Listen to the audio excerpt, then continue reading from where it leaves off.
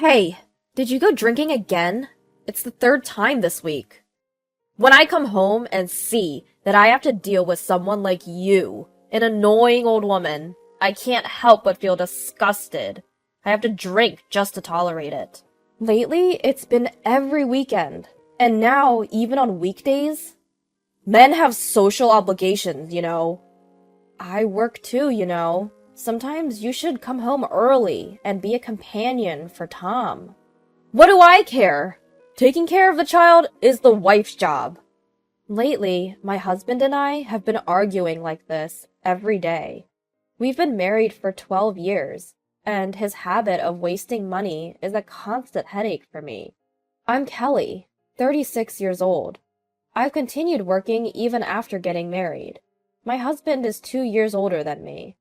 Since we age together and he calls me an old woman, it naturally makes me think he's an old man. Even though I try not to retort in the same way to avoid escalating the argument, we still constantly disagree on matters related to money and our child. I work for a fairly large company, and they have a good maternity and childcare leave system. So my return to work after having a child went smoothly. I have no complaints about my job. My husband also works for the same company, but he changed departments after my return, so we rarely see each other at work. My husband is currently in the sales department, so he has more social commitments than me in the general affairs department, and I understand that he often can't leave work on time. But still, I can't help but think about it. My husband has never once helped with dropping off or picking up our child from daycare. Hey, why don't you pick up our child from time to time? That's your job. Besides, I never even wanted a child in the first place. But the child is already born. It's pointless to say that now. You said that seeing him would make me feel attached, but that is not true. I don't feel attached to him at all. He doesn't even like me. That's because you never play with him. Even when Tom tries to talk to you, you ignore him. I want to relax on my days off. I can't be bothered to take care of the child. Our only son, Tom, is now in the 4th grade of elementary school. He's at an age where he can understand many things. He's surely aware that his father is indifferent towards him. Tom used to talk to him a lot when he was younger, but my husband would just give short and dismissive responses. Hey, Dad! Listen! What? I'm watching TV right now. Don't bother me. I'm sorry. Hey, you can't say things like that. Shut up! I'm tired from work every day. Unlike you in the general affairs department, sales requires a lot of consideration. Don't make me tired, even on my days off. It's the same old story. My husband is completely uninvolved in school events and parenting. He has never attended a parent-teacher day or a sports day. It feels like I'm practically a single mother. Even our son has stopped initiating conversations with his father. On top of that, my husband splurges on himself without buying anything for his son. He bosses around the house, and my frustrations keep growing. I try not to complain too much, but I can't help but do so. And there's a reason for that. Actually, when our child turned 3 years old, my husband's death came to light. Since we both work, we split the living expenses, so I didn't know how my husband was using his salary. But since our child was born, our living expenses increased accordingly. Naturally, our respective shares of the expenses increased as well. We had an agreement to deposit predetermined amounts into a shared account for living expenses. However, even though we only increased it by $200 since our child was born, my husband frequently failed to deposit money on the specified date. When I confronted him, it was revealed that he had debt before we got married. What's more, the debt was still close to $30,000. When I asked him what the debt was for, how much he has been paying each month, and when he expects to pay it off, he just laughed foolishly and said it seemed like it would never end. Well, I've been paying it off with revolving payments. So even if I pay, the balance doesn't decrease at all. What? For a moment, I couldn't believe what this man was saying. In short, he's been making purchases every month that exceed his payments, but because he pays it off with revolving payments, the amount he pays remains the same. And as a result, the balance hasn't been decreasing, but rather increasing over the years. I was filled with anger at how reckless he was. He didn't even have the awareness of being a father. To prevent further wasteful spending, I stopped all the credit cards he had at the time. Even though he grumbled quite a bit, I sternly asked him what he would do if the debt continued to increase and somehow managed to prevent him from using them. If it were money spent for the family, it would be one thing, but this was debt accumulated for his own luxury. It's only natural for an adult to take care of it themselves. However, because I wanted to repay it as soon as possible, I increased the monthly payment amount, so I ended up covering the majority of the living expenses. It has been 7 years since then, and the debt has long been paid off. Yet, the amount of money my husband contributes for living expenses is less than before. When I asked him to increase the money he covers for the living expenses, he came up with the excuse that I earn more and stubbornly refused to increase it. He thinks it's only natural for the one with a higher salary to contribute more as a family. My husband's sales performance is not great either. He's been left behind by his peers and is just rotting away, so he's not committed to his work. That's why he hasn't been promoted. I was promoted to the General Affairs Department manager 2 years ago. As a result, my salary increased compared to my husband's.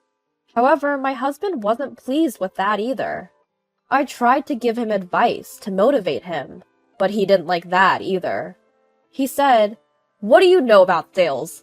Don't meddle unnecessarily," and completely ignored my words. Since everything I said only led to arguments, I gradually became less inclined to say anything. Then, one day, my husband told me he was going back to his hometown for a high school reunion. To be clear, his parents had already passed away, and his older brother and his wife live in the family home. My husband and his brother don't get along well and have no interaction at all. They had a dispute over the inheritance when their father passed away 5 years ago. His brother and his wife had been taking care of my mother-in-law, who required nursing care for many years. My husband had completely stayed out of it.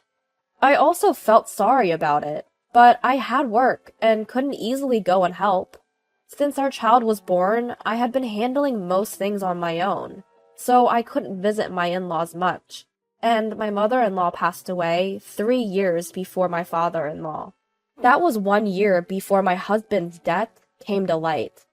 So apparently, my father-in-law had left a will stating that all the assets should be left to my brother-in-law and his wife. I thought it was only natural and told my husband it was okay. However, my husband didn't like that and made outrageous claims. In the end, they reached an agreement to my brother-in-law paying the rightful share. But my brother-in-law got angry at my husband's attitude at the time and told him not to be involved anymore. Knowing all of that, I feel uncomfortable seeing my brother-in-law and his wife, and I haven't had any contact with them since my father-in-law passed away. With the money my husband received at that time, he settled his remaining debt. That's when I found out that even though he claimed he couldn't contribute to living expenses because he increased his revolving payment, he still had over half of the balance remaining. It was a ridiculous lie. He hadn't been contributing to living expenses under the pretense of increasing payments, but had been using it for his own entertainment expenses. It was absurd. When I complained about it, he shamelessly said, "Well, in the end, it got settled, didn't it? And it's because you stopped me from using my cards that my available money decreased. I have no choice but to get it from the living expenses." He completely brushed it off. That's how my brother-in-law cut ties with us. So even if he says he's going back to his hometown, there's no way he can stay at his family home. When I asked where he would be staying, he said he had booked a hotel nearby. It was somewhat sad to think that he couldn't even visit the house where he was born and raised, especially since he was returning to his hometown. However, I chose not to mention it, and saw him off. "Daddy, aren't you leaving home today?" "Yeah, that's right." As I watched my husband happily leave, our son called out to him from behind. What's more, our son seemed somewhat pleased to know that his father wouldn't be coming home. It made me realize, once again, that my son didn't want his father to be around. And I realized that I felt the same way. Since it's Saturday and Mommy doesn't have work, why don't we go out and dine out? Really? Yeah. Yay! Feeling relieved that my husband isn't around, I started to think seriously about our future. But since that high school reunion day, my husband started going out more often. He goes out a lot, especially on his days off, and stays out all night more often. He seems unusually cheerful, and he keeps his cell phone close to him, whereas before he used to leave it lying around on the table. It seems like he even takes it with him to the bathroom and shower. It's suspicious, no matter how you look at it. "Hey, you have been going out more often lately, haven't you? Where do you go?" Just thought I'd work out a bit, so I've been going to the gym on my days off. You know, when you're in your late 30s, your physical strength starts to decline." "Oh, really? Do gyms have accommodations too?" "No, but sometimes I end up having drinks with friends all night. When you are in good shape, you can drink more." "I see. Are you going to keep exercising and play sports with Tom too?" Yeah, that could be an option." His eyes were evasive. I looked at him with a cold gaze, thinking that if it was a lie, he could have come up with a better one. In my mind, my husband's affair was already confirmed. I could have hired a private investigator, but for the time being, I decided to follow him when he goes out. My husband boarded the train and got off at the station near his parents' house. There, a young woman was waiting in a car, and my husband happily got into the car. Since his behavior had changed after the reunion, I had assumed the woman was a former classmate, but she now clearly appeared to be in her 20s. Nevertheless, I couldn't help but think, he spends recklessly, doesn't spend time with our son, and now I suspect he's cheating. It has become ridiculous to even be together. I made up my mind to leave my husband and started preparing for it. "Well, I'm heading out. I might stay at a friend's place tonight." "Oh, I see. Take care." It was the perfect opportunity, or so I thought. However, just then, I discovered that my credit card was missing from my wallet. I remember having it there until yesterday. Since I hadn't taken it out or used it, I couldn't think of anywhere I might have lost it. I immediately contacted the credit card company and reported it as lost. They asked me for the last time I used it, but I couldn't remember exactly when it was. I checked the transaction records on my computer and provided them with the information. Fortunately, they informed me that it hadn't been used since then, so that was a relief. I hadn't lost it or taken it out of my wallet, so why did it disappear? There was only one answer, without even having to think about it. My husband must have taken it from my wallet. It was the only explanation I could come up with. I thought that my husband would do it. For the past 6 months or so, my husband had been receiving collection letters from various credit card companies. I guess his own cards had reached their credit limit. When he settled his debt, he must have secretly applied for new cards, and not just one, but several. I had chosen to ignore it, thinking that since he would be the one paying it off, there was no need to say anything. But stealing someone else's card? That just makes him a plain thief. In any case, I'm glad I noticed it early. I started packing my husband's belongings right away. I know where he is. I had a private investigation agency find out who my husband's affair partner is. She's a 26-year-old woman who lives near his parents' house. She's about a decade younger than my husband. According to the investigation report, the woman he's been seeing is divorced and apparently moved back to her parents' house last year. Scott probably met her while she was working at the business hotel, where he stayed for a high school reunion. They lived in the same neighborhood and knew each other by sight, so they might have had an enjoyable chat. Scott has been frequently visiting her parents' house. He has known her parents by sight since he was a child, so maybe he feels comfortable going there. But do her parents let him stay over, even though they know he's still married? Well, that doesn't matter. I loaded Scott's belongings into the truck that arrived shortly and sent them off. Next up is our turn. I've canceled the credit card. Shall we move out too, Tom? Yeah, let's do that. Tom seems quite excited. When I told him we're going to live separately from his father, he responded, Absolutely! Just as Scott had long ceased to be my husband in my heart, he had ceased to be a father in Tom's eyes. I regretted that I didn't make this decision sooner. By nightfall, we had moved in our new place. We had completely moved out of the house we had been renting, turned off all utilities, and returned the keys in the presence of the real estate agent. While Tom and I were discussing what to have for dinner, a call came from Scott. Hey! What the hell is this? Why are you sending me my stuff? Everyone here is shocked. Well, you seem to be spending a lot of nights there. I thought it would be convenient if you had your personal belongings there. Stop kidding! Because of you, now Marilyn's parents know that I'm still married. You put the divorce papers in the shipment. Anyway, how did you know where I am? I hired a private investigator. Scott seemed to think his affair was still a secret. I was taken too lightly.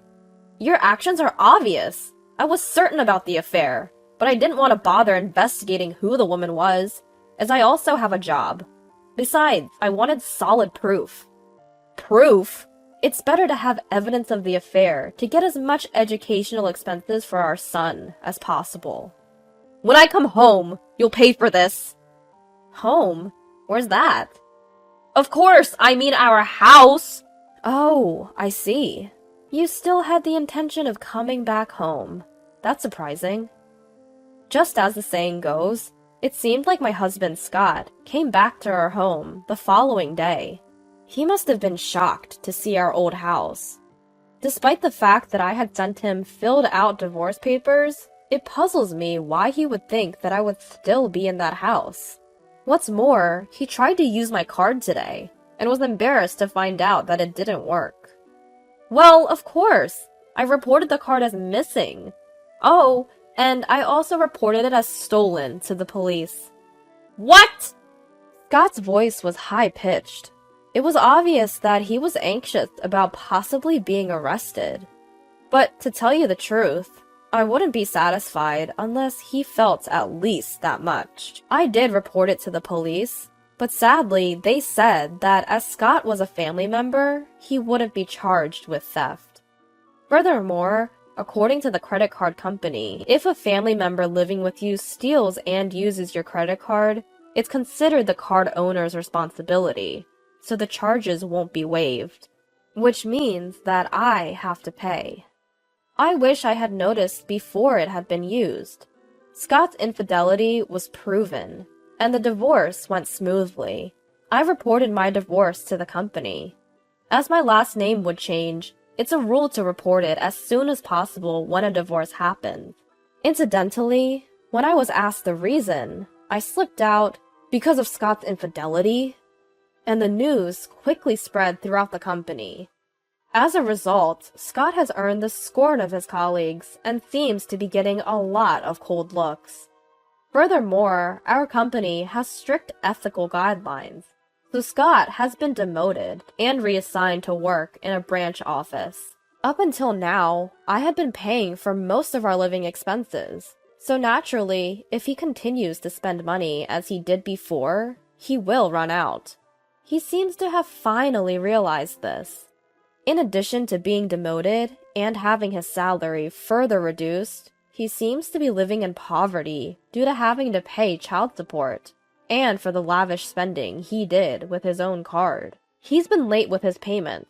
His car has been suspended, and he can't get a new one because he's failing all the credit checks. He contacted me asking to lower the educational expenses for our son, but I couldn't care less, and there's no way I would lower it. Naturally, I firmly refused. Then he had the audacity to say that he broke up with the woman he cheated on me with and wanted to reconcile with me. That's even more unthinkable. Never contact me again, I said, and hung up the phone. The woman Scott cheated with not only knew Scott was married, but also hadn't told her parents. It seems that her previous divorce was due to her own infidelity as well, and her parents were furious when they found out. They disowned her and kicked her out of the house. Whether she got my contact information from Scott or not, she also directly called me to ask me to reduce the educational expenses for our son. It's simply unimaginable that she would even come to me with such a request. I refused, naturally, and she was sobbing on the other end of the line. Oh boy. I truly realized how tough being divorced is. Even so, now I'm living a very enjoyable life every day with my son, Tom. Tom seems to be much more relaxed and happier than when his dad was at home. If I had thought from the beginning that he wasn't there wouldn't be anything to expect. So it's truly refreshing. I plan to keep working hard at raising my son and my job from now on.